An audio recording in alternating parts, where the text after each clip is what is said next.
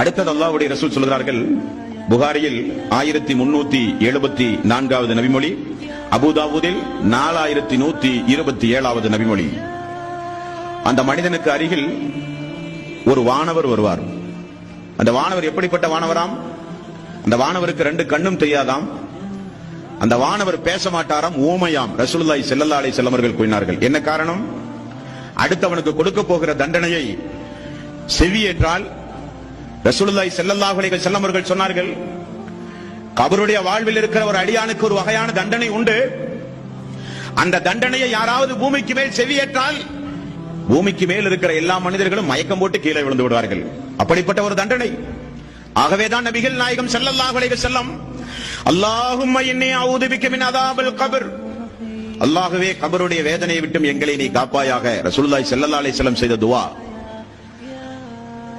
கண் தெரியாத ஊமையாக இருக்கிற அந்த வானவர் கையில் ஒரு இரும்பு சுத்தியை கொண்டு வருவாராம்.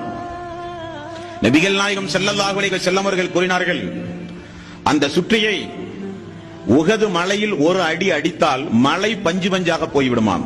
மலை அல்லாஹுவால் படைக்கப்பட்ட படைப்பினங்களிலேயே அதிக சக்தி வாய்ந்தது. பூமி இடம்பெயராமல் இருப்பதற்காக அல்லாஹ் நட்டி வைத்திருக்கிறான் பூமிக்கு மேல். அப்படிப்பட்ட உறுதிமிக்க மலை, அதிலும் உஹது மலை. உஹது மலை பல கிலோமீட்டர் தொலைவில் உள்ள மலை. ஒரு அடி அந்த சுத்தியிலை கொண்டு போய் அந்த மலையிலே அடித்தால் அந்த மலை எல்லாம் தூள் தூளாக பஞ்சு பஞ்சாக போய்விடுமாம். அப்படிப்பட்ட சக்தி வாய்ந்த சுற்றில் அதை எடுத்து கொண்டு வந்து அல்லாஹ்வுக்கு துரோகம் செய்து மார்க்கத்தை நிராகரித்து பெரும் பாவங்களில் தொடர்ந்து ஈடுபட்டு முனாஃபிக்காக உலகத்திலே வாழ்ந்து அல்லாஹ்வுக்கு இணைதுணைகளை ஏற்படுத்தி வாழ்ந்து அல்லாஹ் தடுத்த ஹராமான காரியங்களை தொடர்ந்து செய்து உலகத்தில் வாழ்ந்தானே, அவனுடைய 2 காதுகளுக்கு மத்தியில் ரசூலுல்லாஹி ஸல்லல்லாஹு அலைஹி வஸல்லம் அவர்கள் கூறுகிறார்கள், அவனுடைய 2 காதுகளுக்கு மத்தியில் பிடரியில் ஓங்கி ஒரு அடி அடிப்பார்களாம்.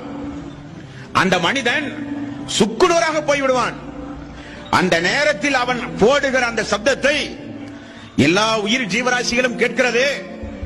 மனிதர்களாகிய நீங்கள் கேட்டால் மயக்கமுட்டு கீழே விழுந்து விடுவீர்கள். அப்படிப்பட்ட ஒரு அலறல் சப்தம்.